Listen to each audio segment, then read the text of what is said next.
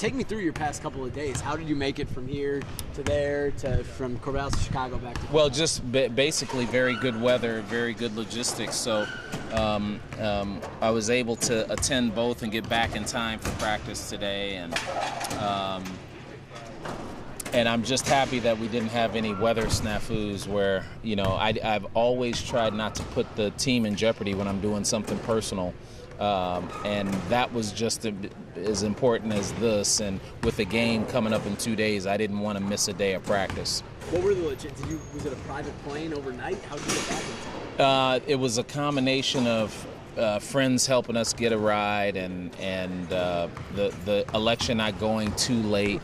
It could have. They could still be trying to figure out some stuff if things went the way Florida did for a lot of other states. So, all of that, all the planets lined up perfectly so that we could make it back in time. Did you have a backup plan? If it was still going on right now, would you be there? Would you be there? I would be back. And they understood that. I just wanted to be there and be supportive, more so if we lost, because I didn't want to seem like I wouldn't be around in a time of defeat. Being a coach who's competing all the time, you know how important it is for your friends and your family and your fans to stick with you, especially when you're after a loss. Yeah. So, but fortunately, we didn't have to deal with that. You were there 4 years ago in Grant Park, is that right? Yes. Oh, yeah.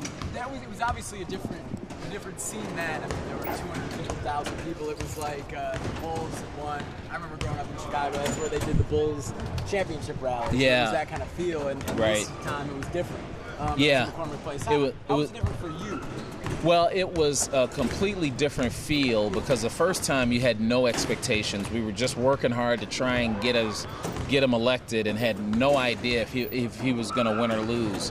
This time around, you had more skin in the game. I think there was the feeling of our side versus their side, and the issues on either side were so juxtaposed. It was important, and so and it wasn't a clear cut way to victory, and that makes it a little bit more angst ridden. So it was a lot tougher this time around. You were shown on TV giving a hug to the president after Yeah. the speech, and you guys shared some words. What did you say to him at that moment? Well, really, what we were talking about was how we got here, and we were talking about our parents, and we were talking about the country, and how important it is for everyone to come together, and that was pretty much it.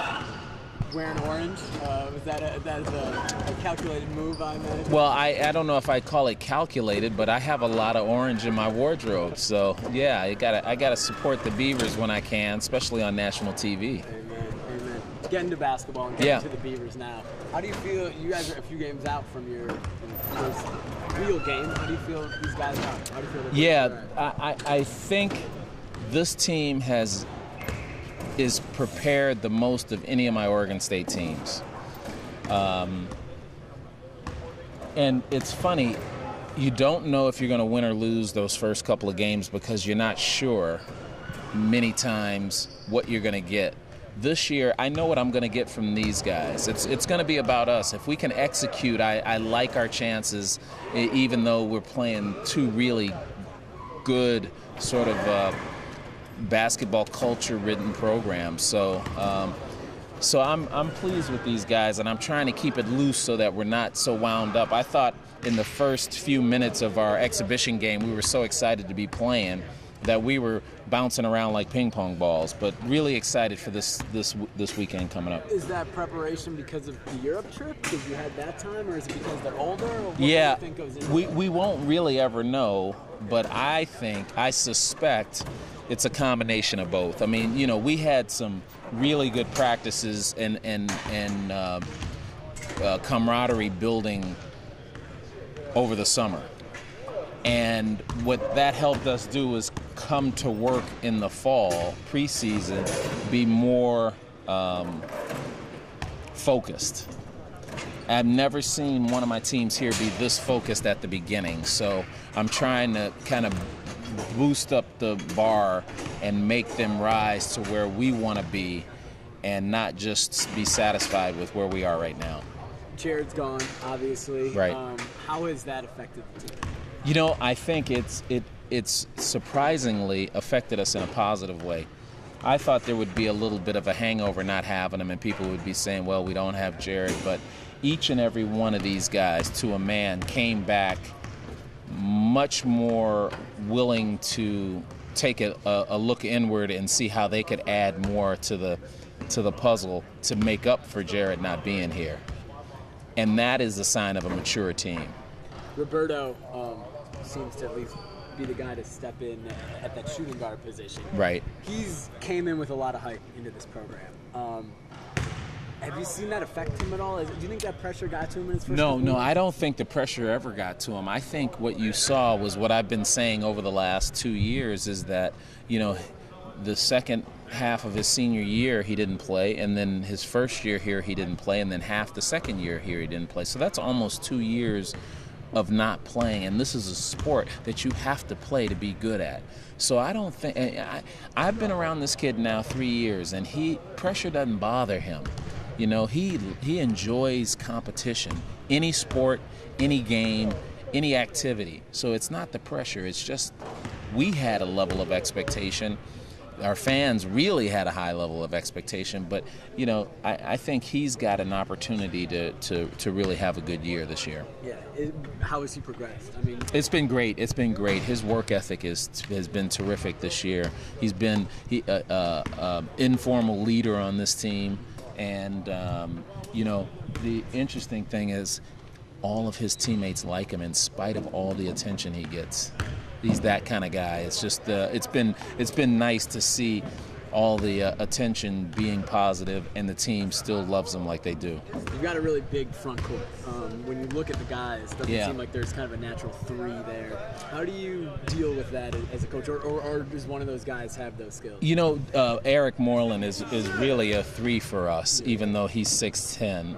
And then we've got our freshman Jamal Reed, who is a natural three, and when you see him operate, you get the nice feel of what it is to have sort of a 6'6", 6'7" three. But I'll take a 6'10" three any day. Yeah, cool.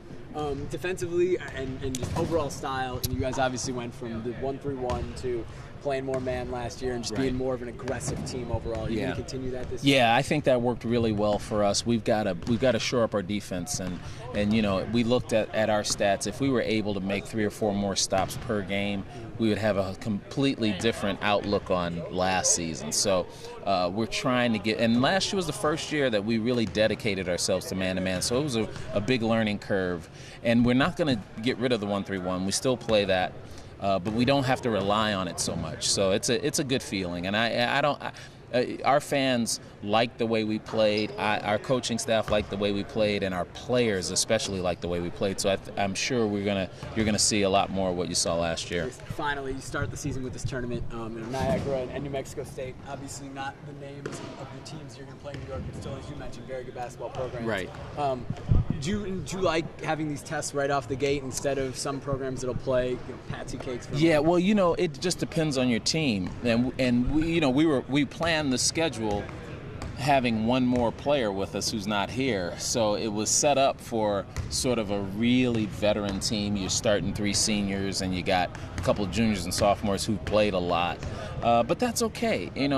We still have a pretty veteran team without Jared, and ultimately, our goal is to get to the NCAA tournament, so we got to be able to beat some good teams anyway. So we don't mind the schedule at all. As a matter of fact, it's been exciting to talk about, and it's been exciting to look forward to. Now we have to execute.